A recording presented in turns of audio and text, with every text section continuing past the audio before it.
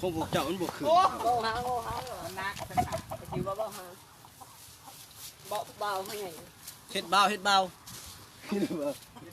ผมไม่ต้องเสแตกนะพวกเจ้า ไม่สักเบาสิ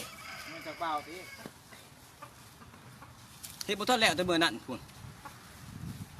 โอ้ลมแห้งเด้อมื้อนี้เด้อลมแห้งลมกำลังมานี่จวดโลดแล้ว เห็นคลิปเลยเหรอก ระเบื้องเบาสิพุ่นเอาบ่ได้ ถ้ามันจับให้กดทัก ยังเหรอ มันจับให้สิแน่ ถ้ามันบ่ขึ้นใหญ่บ่ได้บ่ขึ้น โอ้ข่อยมืออาชีพ บ่เข้มแข็งพุ่น ข่อยมืออาชีพบ่แห้ง บ่ได้นะได้ละมัดไป ป้านี่ติกูนี่ กองมัดโอ้ท่านั่นแล่นนั่น ขึ้นบ่ล่ะขึ้นบ่ล่ะ ไอ้ต้นขึ้นน้อยหนึงกะลุกขึ้นน้อยหนึงกะลุกโอ้ย พวกเจ้ามันเฮ็ดบ่เป็น เดี๋ยวเสื้อแล้วนะเบาขึ้นอยู่แล้วคิดเป็ดคิดไก่เข้ามาลายโต พนันกันมื้อนี้พนันกันว่าไผสิขึ้นบักสร้างเลยกันน้อย3 คน ย่ามันขึ้นกี่โตเสื้อ ไป ไม่อยากบอก นี่พี่น้องนี่ถือไปสบายสิครับไปพบร่วมบ้านไปไปเบาเด้อเฮ้ยบ่เด้อพี่น้องเด้อผมเบาไรนี่นี่เห็นบ่บ่เฮ้ยบ่ มาดูกันเลยเด้อ ไป อะไรคักกันดี พี่บ่ ขึ้นอะไรคักกันดีเออ เห็นบ่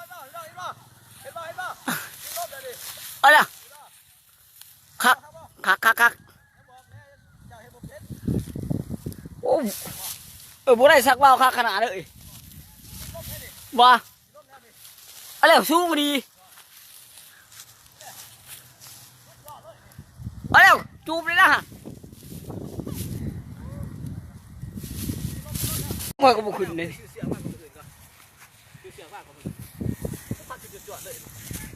เห็นบ่พี่น้องเห็นบ่มานี่ของเบาไรเห็นบ่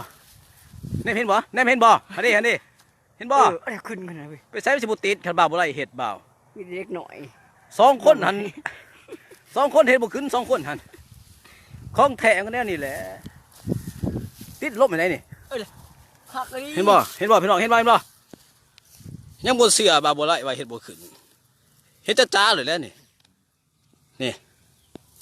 ใส่ละ ติดลมมันนี่เลยเดี๋ยวตัวนี้ยืดตัวนี้โอ้ยดูดิ นี่ โอ้ผมสั่ง เขาบักสร้างจักติดลมจักบ่ขึ้นไปตัวที่ตัวแดนผู้ง่ายลังง่ายแรงผู้อันนี้ติดลมเลยนี่ยืนบ่เดียวนี่โอ้ย ขึ้นลึก เห็นบ่ญาติกันผู้สาวนี่ญาติกันน้ำห้ำเลยนี่เว้าดี สักเบาก็เป็นเนาะ โอ้เป็นเด็กสัก เบาบ่ได้สูงมาดิเบาบ่ได้อันบ่ได้เห็นเป็นเด้ออู้สูงขนาดเลยสูงอีนี้จะเห็น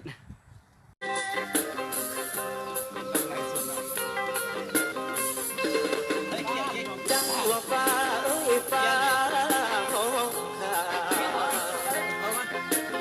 ขาใจน้อง เอาไปน้องเอามา คิดทอดเอา เป็นบักบ้านมานี่ผู้เดียวอีกผู้เดียว เจ้าจากไปในเมืองตั้ง ดูให้หน้าคือเก่า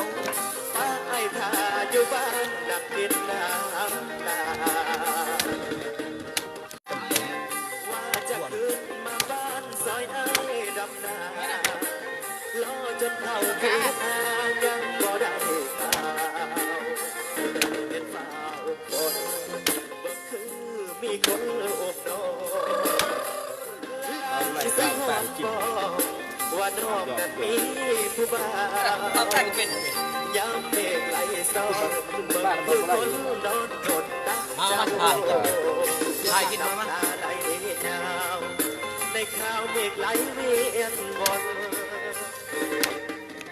จังหวะฟ้าฟ้ามองแลอย่าตกเป็นใจคือฟ้าสังบนเห็นฟ้ายิ่งคิ้วไอเห็นเป็นหัวในข่าวเมฆไหลเวียนวนจังหวะฟ้าฟ้า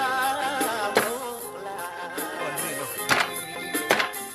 อย่าตกเป็นใจคือฟ้าสังบน ห็นฟ้ายิ่งเที่ยวไอ้เห็นเป็นห่วงหน้ามนเห็นฟ้าอกบนเบิ่งคือคนลูกดอกไอ้แนมเห็นฟ้าอกบนเอาเมียไป